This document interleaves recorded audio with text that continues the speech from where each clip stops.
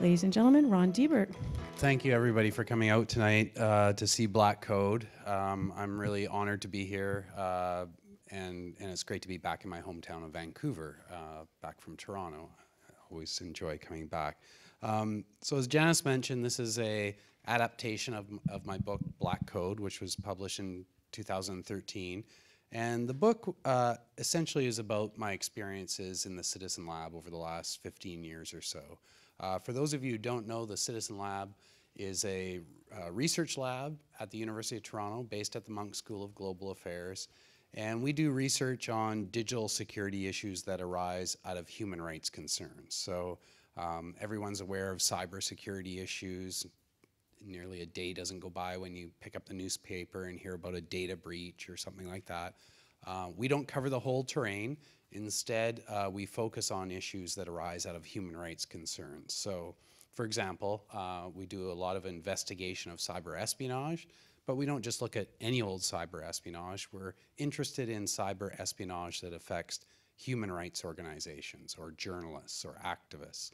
And we've published a lot about that. It's a relatively small group. You get a good sense from the film of what it's like inside the Citizen Lab and some of our experiences. When I first created the Citizen Lab, my idea was to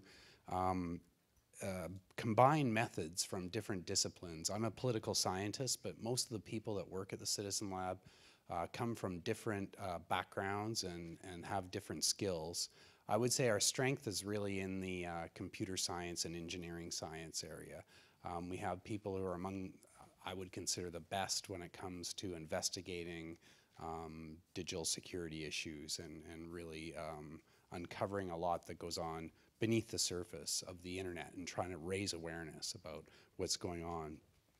When I started Citizen Lab, with a bit of hubris, I think, my aim was to create something that was like I called it a counterintelligence organization for civil society, which was kind of laughable because we certainly weren't that at the beginning. But the funny thing is now we've kind of become that. And some days it's actually a bit daunting. So we've made adversaries in just about every part of the world. It's very difficult for me now to travel anywhere. For security issues, I worry a lot about the safety of my staff and the people with whom I work. You'll see a lot of them here in the film. You know, if it's not a lawyer or a security service or some company threatening to sue us, you know, you wish for something and then it happens, and sometimes you think, did I really bargain for this? I'm not sure I'm up for it some days. But it's really the talent of the people that I'm fortunate to work with every day. Extraordinarily skilled men and women who work at the Citizen Lab are profoundly amazing. And when I wake up every day, I just feel so lucky to be involved in this group and among this team. So the book, Black Code, the title is actually maybe a double or triple entendre. I was trying to be clever with the title. So throughout my academic career and throughout my professional life, one of the things I've been curious about and I really wanted to raise awareness about is that there's a lot going on beneath the surface of the internet that I felt a lot of people were not aware of, and they should be aware of it. And that's where the idea of black code, there's a bit of a mystery. You know, when you think about when you send an email or you post an image to Instagram, it seems like magic. It just kind of goes across the ether of the internet and appears somewhere on the other side of the world. But beneath all of that, there's a vast physical infrastructure. And we don't know about a lot about that infrastructure.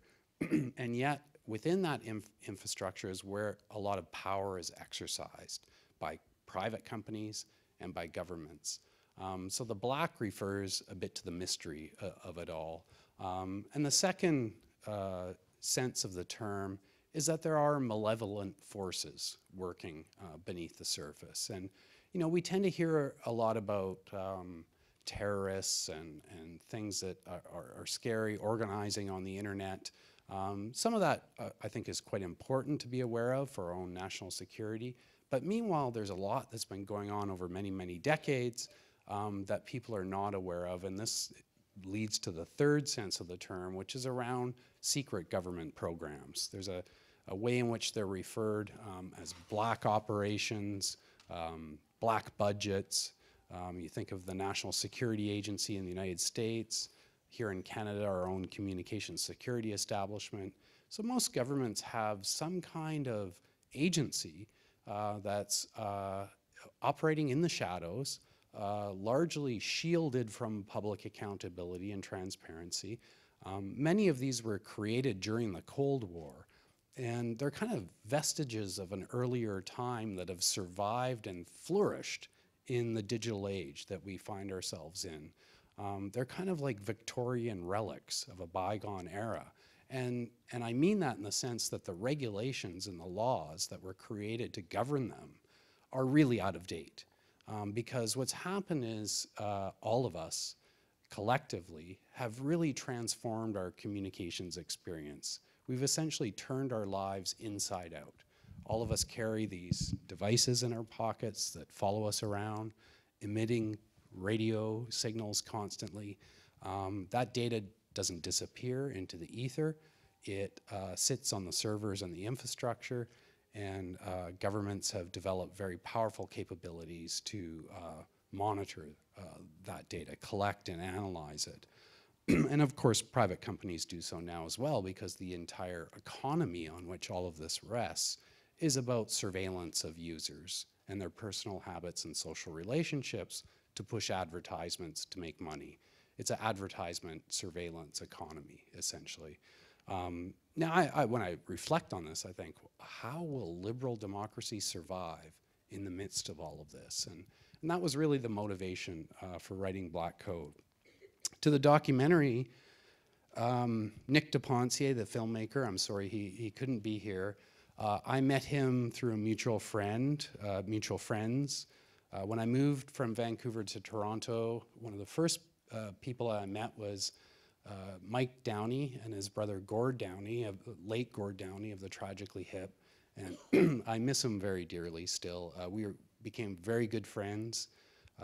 And Nick De Pencier and his wife Jennifer Bejewal had done films with Gord over the years, including Long Time Running, which many of you might have seen, the movie about the last Tragically Hip tour. So Nick read the book and he loved Black Code, and he said, I want to make a documentary about it. You know, he did a fantastic job. I could go on at great length, but one of the interesting things was when he approached me about it and the filming started, there was a real challenge for Nick because there's so much of what we do that is very sensitive. We take security very seriously in the Citizen Lab, so I would be, you know, I would call up Nick and say, you wouldn't believe what's, you know, we're about to discover. And he'd say, okay, let me get my camera. And I'd say, no, you can't film this, you know. You can't do this, it'll put somebody at risk. And so that was frustrating for him. He followed us around, I think, for a year and a half, including to some quite risky locations. I give him credit for that. And I think he ultimately was able to tell a very interesting story about not only the work we do at the Citizen Lab, but especially about the people with whom we work in many parts of the Global South who are really what I would consider to be the fighters for internet freedom in some of the most dangerous parts of the world. So without further ado, I hope you enjoy the film, and thank you for coming out. Thank you, Janice.